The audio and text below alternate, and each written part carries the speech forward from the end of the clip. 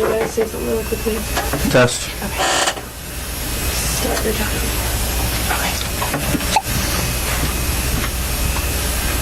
Okay. Good afternoon, everybody. Charm City Wire Show. Babes here with Zach and Toby. Had a week off from the Ravens, fresh off the bye, 2-6. We got the Jacksonville Jaguars coming into town today. Fellas, how we feeling about this game? I feel a lot better about it now than I used to. Like, thinking about it, I've actually, for whatever reason, I'm, like, obsessed with the Jags this year. I don't know why. But, like, I think they're actually, like, their offense is good. Yeah, it's easy to be. Blake Bortles, Allen They're Robinson, fun to Allen watch. And, fantasy bonanza. I literally have the whole team on my fantasy squad. Not joking. No, a couple weeks ago, like, before we beat the Chargers, when it seemed like it was so hard and impossible for us to string together a win, like, I was like everybody else. I was really down on the Ravens and everything. Obviously, you have to be. You still am at 2-6. But I feel like now, coming off the bye, they'll be refreshed. Harbaugh's great off the bye. They're at home.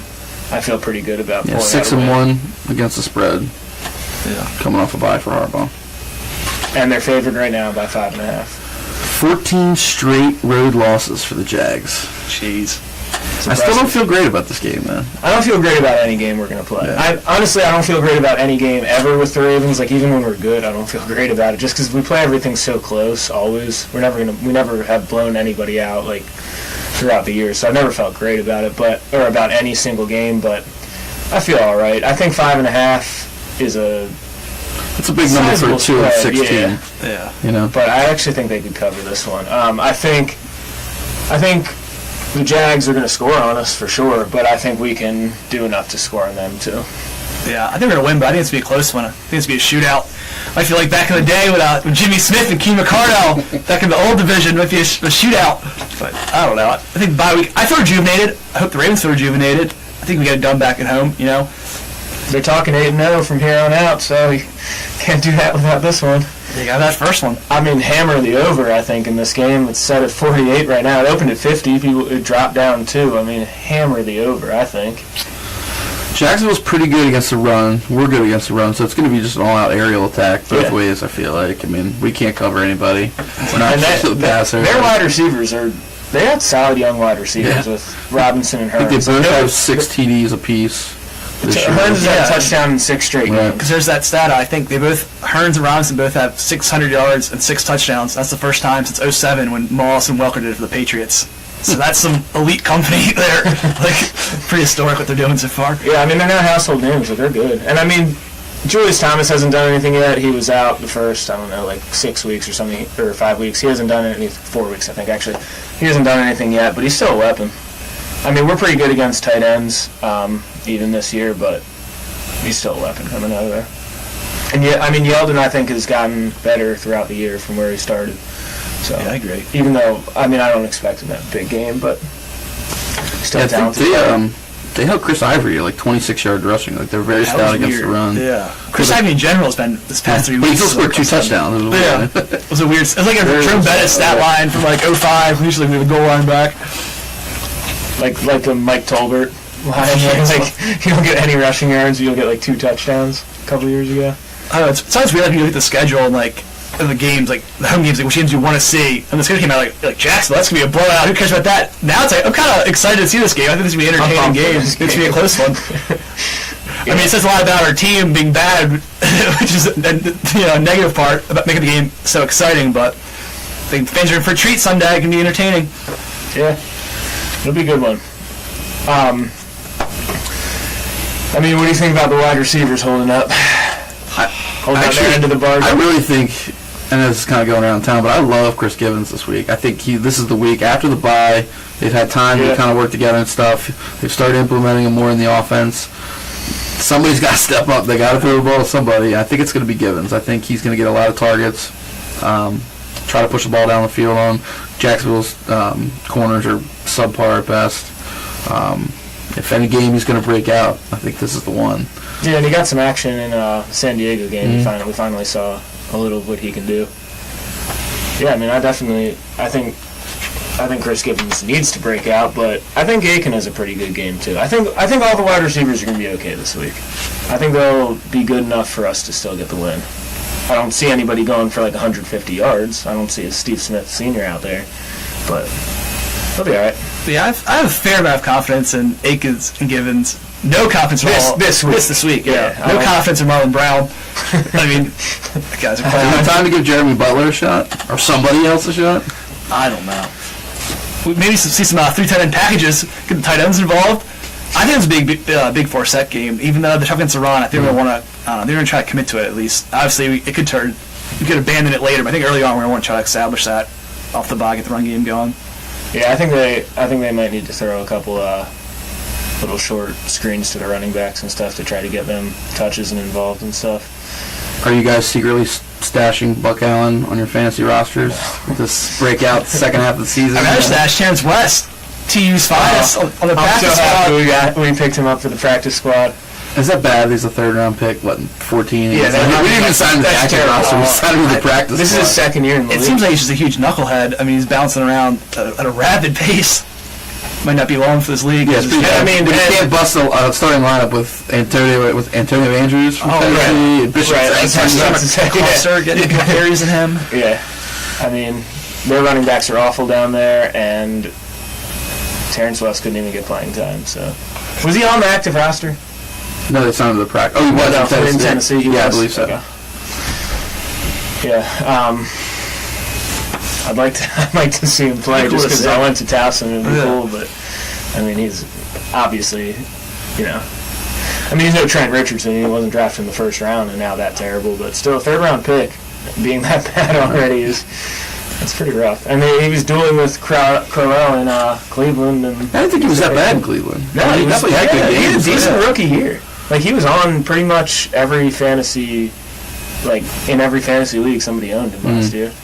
He was all right. I think he had some like head case issues, and I guess they kind of thought the juice wasn't worth the squeeze of keeping him around at that point. But we'll see. Maybe a change of scenery will do him good. How do you guys feel about this Pitta info? Is he done?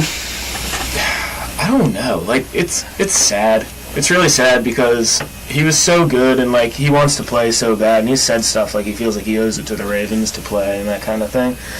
But I think it would be stupid for him to come back this year. Like, even if there's the smallest chance, like, why? Well, there's no reason to come back this year.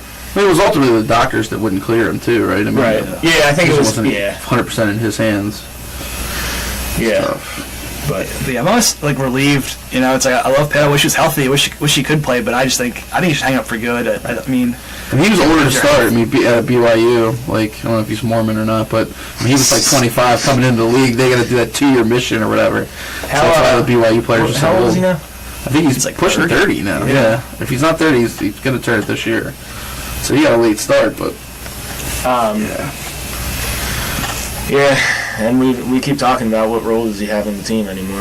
Right. But So that kind of brings me to something. Do you think we have like a 2 or 3 year run maybe of making bad decisions on which of our own players we play? I know you can't foresee an injury like this to Pitta after we signed him, but well, actually, hold on. Didn't he have the injury before? That's right. He had the injury and then he came back and then he got his big contract.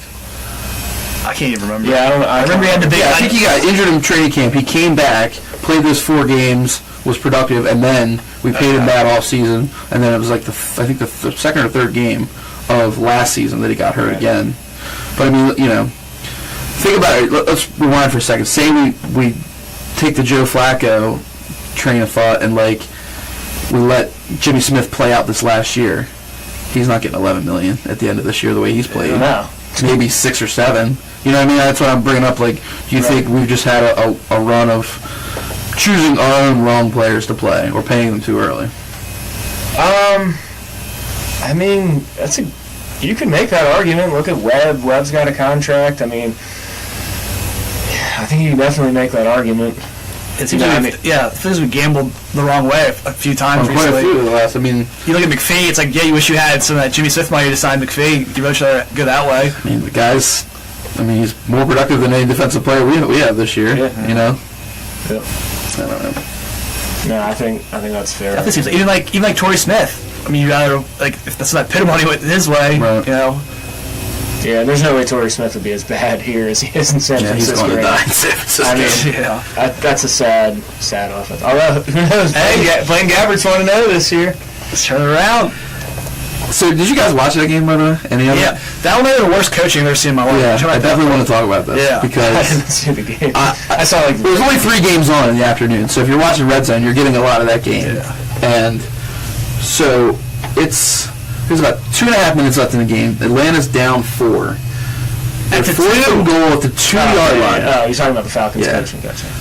So Dan Quinn decides to kick a field goal to make it a 1-point game rather than to take the Right. 4th down shot. I mean, I see some logic, but it doesn't make any sense to me. Like, okay, you kick the field goal, you think your defense can stop them, you still have 2 timeouts, try to kick a field goal. But even if you go for it and don't get it there, like you haven't backed up at the 1-yard line, how much better could you be? Like if you kick the field goal, chances are they're going to get the ball to 20, and it's a much better chance of getting first downs when you're not backed up to your goal line the way. You know, Right, it's they probably go just- 3 and out from where they would have had to start the ball if you don't convert on the 4th. Right, I mean, instead of punting, you're probably getting the ball Yeah. back at like your own 40 at worst. Exactly. So yeah, that was a soft it was move. mind blowing. Yeah, you make one play, you take the lead. Like it said, you're going to bank on getting stops and kicking one field goal, then another field goal. It's like have a little confidence in your team. You need 2 yards. It made me appreciate Harbaugh and his Gutsiness to go for, you know what I mean? But They call Ron Rivera Ron. I think John Harbaugh is way more of a gambler than Ron Rivera. Oh, it is this year. I mean, I gotta think like 90% of coaches in the league figure that out. And that was just a boat. That wasn't like a gutsy play. That was just like common sense. You have to go for that. And it's funny because he's such a hardo too that like you'd think he'd be like so stubborn that we're gonna get this touchdown. He just soft move. Yeah, I do think people underrate. Like you're saying, like you have a backboard if you miss it. Like you pin him back. That's a huge advantage. You know, force a 3 and out, get a short field. And I mean, he was probably thinking it's the 49ers offense with Blaine Gabbert. They're not. I mean, we can stop them 3 and out when they get the ball, and we get punt to us. Just need a field goal. And I had Atlanta -7 second half. So that's why you care. Oh, that's why I care. That's why I was literally throwing things at the TV. Like, you've got to be kidding me. Well, that idea of the week was the Giants Tampa game. Oh yeah. The overhit of the last second. Tampa's found like a And the Tampa lateral. Bay teasers got busted on that. But, yeah. The lateral. Yeah, as time expired, fumbled out, we ran it in. Have you guys seen the Scott Van Pelt segment Yeah, he the does, bad the bad beats, beats? That's awesome. Yeah. It's nice to feel like addressing that more. It used to be like taboo, like you can. It's nice to see that I'm not the only one betting against Eastern Washington. It's a big industry. It's a $1 billion industry. So, actually, in the news recently now is New York with the FanDuel, DraftKings, and Daily Fantasy. Like,